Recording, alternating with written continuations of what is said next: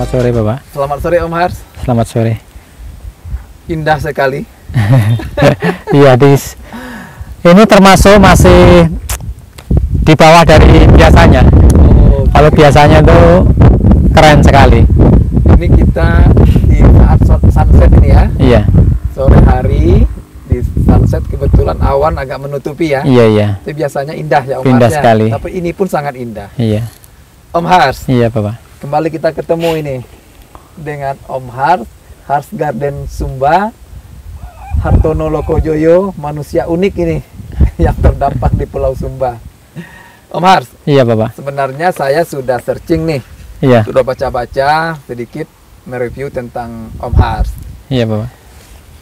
Mungkin bisa diceritakan kepada kita menjadi inspirasi buat teman-teman di seluruh Indonesia ataupun dimanapun berada yang mungkin menonton acara kita ini. Seorang anak desa yang saya tahu ya katanya. Iya Bapak. Yang dulu katanya rumahnya paling jelek Sragen katanya. Sekampung. Sekampung. Kemudian dulu katanya tidur bersama dengan hewan sapi. Kemudian tidak tamat SMP ya. Tanya tamat SMP saja. Mungkin kita ingin tahu nih, menjadi inspirasi bagi kita bersama seorang anak kampung, anak desa yang berevolusi menjadi sosok menurut saya yang perlu kita teladani, yang perlu kita contoh, yang perlu kita tiru ini cara-cara beliau dalam membangun keseimbangan alam, kelestarian lingkungan, dan juga untuk dia survival dalam kehidupannya. Mungkin bisa diceritakan Om Hars? Om Hars itu seperti apa sejak dulu waktu kecilnya? Oh, dari kecil. Baik. Kenapa saya bilang tadi bahwa keluarga kami yang termiskin di kampung saya itu karena bapak saya itu meninggal ketika saya umur 3,5 tahun dan adik saya itu baru berumur 1 bulan. Dan ibu saya itu menjadi janda ketika usia beliau itu baru belasan tahun. Ya. Dan 40-an tahun yang lalu itu kita mengerti betapa sulitnya waktu itu. Tidak seperti sekarang. Di sekarang itu orang tidak punya pekerjaan pun masih bisa makan. Ya, masih ada bantuan dari pemerintah untuk beras atau apa. Tapi zaman dulu kan tidak. Tidak seperti itu. Jadi, kita tidak bisa makan nasi setiap hari, nasi beras setiap hari. Ibu dulu kerjanya apa? Tidak, zaman dulu kan tidak ada pekerjaan tetap. Pekerjaan paling kan buruh tani saja dari dulu. Keluarga kami tidak memiliki sawah. Kalaupun ada, itu ada sawah kas desa itu kan luasnya kan hanya beberapa arah, 1 atau 2 arah aja. Dan itu hanya bisa tanami musim hujan saja zaman dulu. Zaman dulu kan mesin itu juga belum ada, belum untuk mesin pompa air atau apa itu belum ada. Jadi kita bisa makan nasi biasanya ya di musim hujan kalau habis panen padi. Oke. Berarti SD di desa itu? Ya, desa di Sragen, di kampung di Kabupaten Sragen, Jawa Tengah. Desanya ya. Namanya? Klinge Gringging, Kabupaten Sragen. Oh, Kabupaten ya. Sragen. Kabupaten Sragen. Waktu SD dengan teman-teman lain seperti apa? Ya, saya tidak seberuntung teman-teman saya, karena teman-teman saya kan keluarganya lengkap, bapak ibunya ada, terus sedangkan kami serba kekurangan. Jadi dari kecil saya harus bekerja keras terus, mulai dari bangun tidur. Pertama kali saya masuk TK itu saya masih ingat, saya mandi sendiri terus diantar ibu didaftarkan sekolah. Saya masih ingat, jadi tidak pernah satu kali pun itu saya sekolah TK itu dimandikan ibu saya, terus disiapkan sarapannya atau disuapi sarapannya itu tidak, ya tidak pernah, gitu tidak pernah. Jadi saya bangun tidur itu ya mandi, ganti pakaian sendiri. Zaman itu ya hari Senin sampai Sabtu ya pakaiannya cuma satu, tidak ganti-ganti. Waktu Om Hars di SD itu tidak merasa rendah diri atau bagaimana dulu? Ya merasa, ya, merasa sekali, karena perbedaannya tuh terasa sekali waktu itu. Teman-teman waktu SD itu zaman dulu setiap hari Minggu itu kan kita pergi nonton video pakai kaset itu. Ya itu jaraknya ada 3 kilo tempat saya, bayar 100 rupiah waktu itu. Teman-teman bisa nonton itu setiap hari Minggu. Saya tidak bisa karena saya harus gembala kambing, harus cari rumput seperti itu. Jadi saya tidak bisa tidak bisa bermain seperti teman-teman. Pulang sekolah teman-teman misalnya bisa belajar ngaji, di masjid itu saya tidak punya waktu untuk itu. Makanya sampai sekarang saya tidak bisa ngaji. Jadi seperti itu. Jadi aktivitasnya Teman-teman banyak sekali punya waktu untuk belajar, untuk bermain, sedangkan saya dari bangun tidur sampai mau tidur itu banyak sekali pekerjaan. Jadi aktivitasnya pagi sekolah, Pagi sekolah, pulang sekolah itu kalau enggak gembala kambing ya cari rumput seperti itu. Habis itu nanti pulang mandi, mencari ayam. Kalau ayam ini kan ayam-ayam itu kan pagi dilepas, Iya. sorenya kan dibawa masukkan ke rumah. Yaitu seperti Berarti itu. SD ya? Ya, Mas SD. Masih SD. Seperti itu pekerjaannya.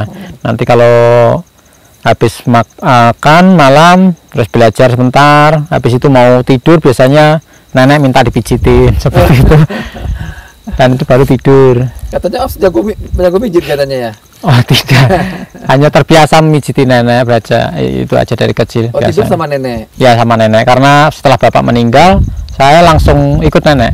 Oh, ikut. Ya ibu kan masih punya bayi kecil. Itu SD. Iya. Terus masuk SMP. Masuk SMP. Kita SMP hampir sama nih dengan SD. Begitu juga kehidupannya. Sama juga. Oh. Sampai SMP itu saya juga tidak didaftarkan oleh orang tua, saya langsung daftar sendiri aja. Saya tidak mikir nanti orang tua saya itu mampu apa tidak yang membayar biaya sekolahnya. Saya tidak kepikiran sampai seperti itu. Pakai SPP kalau nggak salah. Ya masih pakai SPP. Oh, SPP. Bayar sendiri berarti. Ya orang tua ya membayar, kadang paman juga membantu. Oke lah. Seperti itu.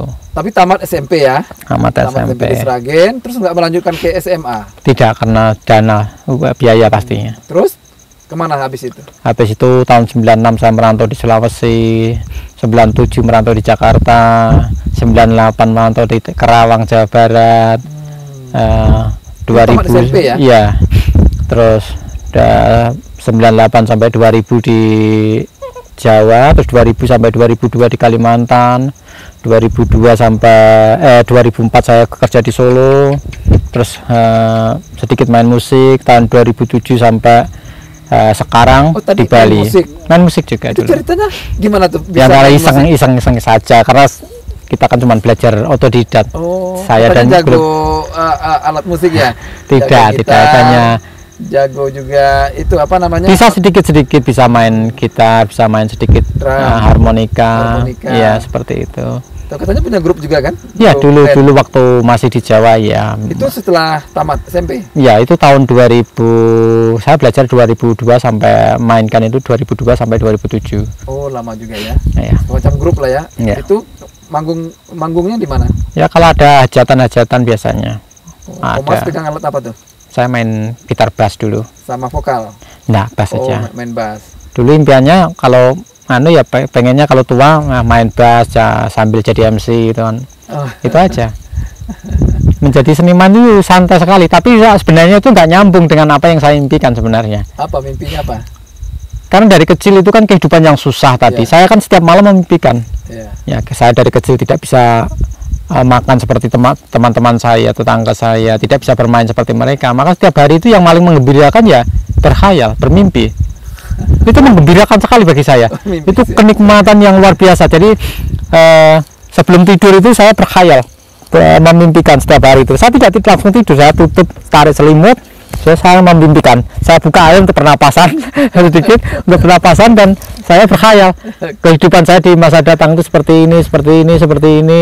Jadi saya Pekerjaan yang paling menyenangkan itu yang mimpi ya. itu hiburan Berkhayal. bagi saya ya, yang paling Ternyata ya. luar biasa dalam kehidupan. Bahkan ketika saya bangun tengah malam pun saya sempat cuci muka dulu supaya fresh, supaya bisa berkhayal lebih lama.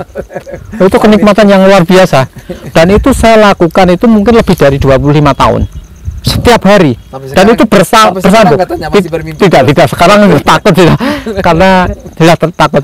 Dan Oke Om Hars, Iya. berarti perjalanannya tidak dari SMP, habis itu merantau ya? yang merantau Ke Kalimantan, ke Sulawesi, Jawa, Jakarta, Kerawang, Solo. Ke Sumatera enggak ya? Ya belum, tidak. Oh, nggak ada pergi merantau. Kemudian kenapa tuh bisa sampai ke Bali? Gimana ceritanya? Dulu ada orang Bali yang berencana untuk membuat pertanian dan peternakan organik. Oh, dari situ. Dari asalnya. situ aslinya. Jadi Oke. tetangga saya itu merantau di Bali, kemudian Ya. bertemu dengan orang kaya di Bali, dan orang kaya tersebut berencana untuk membuat pertanian sekaligus peternakan organik. Jadi nanti pelihara sapi 50 ekor, nanti sapi itu menghasilkan urin, terus menghasilkan kotoran, itu kita proses menjadi pupuk organik, pestisida organik seperti itu. Setelah itu hasilnya untuk perkebunan kita sendiri. Jadi dari peternakan kita dapat untung besar, dan kebunnya juga tidak mengeluarkan banyak biaya untuk pupuk dan lain sebagainya itu. Karena pertanian organik konsepnya.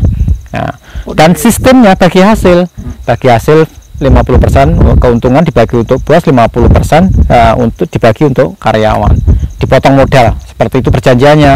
Nah, siapa orangnya yang tidak tertarik, dikasih modal 50 ekor sapi, dikasih tanah 3,5 hektar. Tidak mungkin, kalau tidak berhasil itu tidak mungkin. Ya, tidak mungkin. Tapi memang seperti itu nyatanya, memang 50%. Bukan begitu. Tidaknya itu ternyata itu hanya cara Tuhan saja memindahkan saya dari Pulau Jawa, dari zona nyaman ke Pulau Bali untuk sampai di impian-impian saya. Itu hikmah yang saya ambil sekarang, yang bisa saya ambil sekarang seperti itu. Itu berapa lama dengan yang organik yang ngajak itu? Itu dengan bahasa yang pertama itu saya 1,5 tahun. Itu saya juga diajari caranya bertani organik itu bagaimana. Saya dikasih banyak sekali buku, saya diajak itu dibanding ke banyak perkebunan organik. Jadi dipertemukan oleh orang yang sudah memulai lebih dulu, seperti itu. Itu daerah mana dulu? Itu dulu di Ubud, Bali. Di Ubud Bali. Tapi orang bahasa yang pertama itu dari Tabanan. Rumahnya di Tabanan ya. Sekarang beliau masih itu bercocok tanam organik? Tidak, itu tidak jadi. Jadi setelah sampai di Bali selama 1 bulan 2 bulan, ternyata bos saya yang pertama itu tidak melanjutkan apa idenya dari awal untuk bertani dan peternak organik. Jadi teman-teman saya pada pulang. Saya mau pulang tuh malu. Saya waktu itu umur sudah 28 tahun, merantau pulang nggak dapat hasil, itu memalukan sekali bagi saya. Nggak ada hasilnya nggak apa-apa, tapi kalau lama lah ya. Biarkan mereka pulang dulu, tapi saya kok malu. Ini udah pulang nggak dapat uang, ini temannya lagi pulang nggak dapat uang, terus saya pulang terakhir nggak dapat uang, terus memalukan sekali. Makanya saya nekat. Dan ketika saya sampai di Ubud saya tiba di Ubud, saya lewat pasar Ubud waktu itu, dan saya melihat tuh orang bule itu, saya yakin seyakin-yakinnya bahwa saya akan sukses. Udah yakin ya? Saya yakin. Saya melihat inilah. Ya, artinya apa yang saya impikan dengan posisi saya, lokasi saya itu sudah sepertinya saya di tempat yang tepat ya. Iya. Sepertinya saya hati-hati perlu persiapan. Pasarnya udah nampak ini. Iya. Orang-orangnya yang mendukung ini sudah. Waktu itu belum bisa bahasa Inggris katanya ya? Belum. Lulusan SMP bahasa Inggrisnya sama paling ya cuman yes no, this is kaplan, this is tiwul, seperti itu aja. Jadi saya nggak bisa bahasa Inggris sama sekali. Ya bahasa Inggrisnya lulusan SMP seperti apa? Lulusan SMP tahun 96, saya merantau 2007, itu kan cuman belajar. Dan zaman dulu kan orang belajar Inggris untuk apa? Nggak ada bule juga, ya toh? Nggak ada bule juga. Belajar bahasa Inggris kan mempelajari sesuatu yang kelak kita tidak akan pakai gitu. Waktu itu. Jadi Om Har di Bali itu 1,5 tahun istilahnya bekerja dengan yang karena saya malu, saya minta bos saya itu belikan, saya kan sudah ada 2 ekor sapi, saya minta belikan lagi saya 2 ekor sapi lagi, tidak apa-apa, saya mau praktek ilmu yang sudah saya pelajari, saya praktekkan itu seperti itu. Tapi enaknya dia mengedukasi ya? Iya, saya diedukasi, saya di awal ya, itu dalam waktu dari situ juga ada ya? Iya. Oke, boleh kita tahu siapa? Tidak usah, bapaknya yang sah ya? Tidak usah saya. Habis dari situ 1,5 tahun kemana sudah itu lagi? Kemudian saya ditemukan oleh bos saya yang kedua, Ibu Susan. Beliau pemilik Sari Api Seramik. Beliau juga Sari Api keramik ya. Beliau orang Switzerland. Orang Switzerland. Beliau juga pemilik kafe, Jusja Cafe namanya, itu di jalan Jusja Cafe. Dia dulu alamatnya di Jalan Dewi Sita, Ubud, dekat Pasar Ubud. Nah, kemudian saya dipertemukan itu sama beliau itu. Beliau orang Swiss dan baik sekali. Kemudian beliau menawari saya pekerjaan untuk menjadi gardener atau menanam sayuran organik. Nah, dari situ Karena awalnya kan saya dapat gaji 1,5 tahun itu tidak dapat gaji. Oh, yang pertama tadi. Tidak ada gaji karena sistemnya bagi hasil. Terus selama 1,5 tahun itu saya hanya dapat keuntungan menjual 2 ekor sapi, kemudian keuntungannya berapa saya bagi dengan bosnya. Kira-kira saya dapat 2,5 juta aja waktu itu. Tapi setelah itu saya bertemu dengan Ibu Susan ini. Ilmunya dapat ya. Iya, itu kan jalan Tuhan. Karena itu kan tahap pertama saya gemblengan pertama kan itu dididik pertanian organik. Kemudian level berikutnya saya bertemu Ibu Susan ini. Ini level yang kedua. Jadi Susan ini minta Om Har jadi gardener. Gardenernya menanam beraneka ragam sayuran. Itu juga di Ubud juga. Tempat kafe beliau itu. Iya, dia antara kafe dengan kebunnya itu sekitar 3,5 kilometer. Organik juga. Organik. Oh, ya. Okay. Jadi karena lagi nih. Bagaimana? Dapat ilmu lagi. Dapat ilmu lagi. Dari Bu Susi. Dari Bu Susan ini. Bu ya. Susan. Iya. Bu Susan yang orang Swiss ya. Iya. Nah, itu gimana ceritanya sama Ibu Susan? Sama Ibu Susan saya bekerja kira-kira 3 tahun kayaknya. Oh, 3 tahun. Ya. Sama Ibu Susan itu saya menjadi gardener, terus disuruh nanam ini. Kita juga beberapa kali mengunjungi kebun-kebun organik, belajar dari orang yang lebih ahli dari saya. Seperti itu. Kemudian saya berpraktek apa yang disuruh nanam ini. Jadi kebanyakan kan sayuran luar negeri. Jadi kebanyakan sayuran luar negeri karena customernya Jusya Cafe itu kan mayoritas orang bule. Ya seperti salad-saladan, lettuce, roket, basil, mint, thyme, oregano, terus radish, terus seperti itu. Ya diperkenalkan ya seperti itu. Ya itu kan bukan sayuran Indonesia dan itu tidak ada di kampung saya. Jadi saya mendengarnya juga baru di situ gitu. Oh begitu. Ya, dari situ saya pelajari semuanya tanaman-tanaman itu dan akhirnya enjoy ya. Saya menikmati sekali. Ya. Dan waktu itu saya kerja sendiri, saya tinggal di sawah sendirian. Zaman dulu internet belum seperti sekarang. Jadi kalau kita klik pertanian organik juga artikel yang ditulis juga belum banyak yang nulis. Berapa itu? Itu tahun 2008 akhir. 2008 akhir ya. Sampai 2011. Iya, sekitar 2011 itu. Oke, itu ya. Sama Ibu Susan ya. Sama Ibu Susan itu. Oke. Tapi beberapa bulan saya bekerja sama Ibu Susan, saya langsung buka usaha sendiri. Oh. Jadi 1 bulan saya kerja sama Ibu Susan, waktu itu saya digaji 1,5 juta. Sebulan. Ya itu sudah besar sekali karena itu waktu itu sudah lebih dari UMR-nya Ubud. Iya. Dan saya beruntung sekali, saya langsung digaji sebesar itu waktu itu. Iya. Nah di akhir bulan gaji saya yang 1,5 juta itu tinggal 500.000 saja. 500.000 saja sisanya setelah saya pakai untuk beli rokok, beli bensin, beli makan, beli lain-lain, itu hanya sisa 500.000 saja. Saya waktu itu sedih sekali. Kapan saya bisa kaya kalau sebulan cuman bisa menyimpan 500.000. Terus ya kan waktu itu kan saya sudah memiliki adik yang keduanya sudah dewasa semua. Umur saya juga sudah 29 tahun, hampir 30 tahun. Jadi saya harus sukses secepatnya. Dengan 500.000 bagaimana? Makanya waktu itu saya masih merokok dan saya perokok berat. Waktu itu saya ngerokok kretek itu ya, rokok kretek itu bisa 3 bungkus 1 hari sendiriannya. Kalau tembakau murni itu 1 bulan bisa 1 kilo. 1 kilo bisa habis saya rokok sendiri, saya hisap sendiri. Wah, akhirnya di bulan kedua saya saya memutuskan untuk berhenti merokok. Dan apakah berhenti merokok itu mudah? Tidak.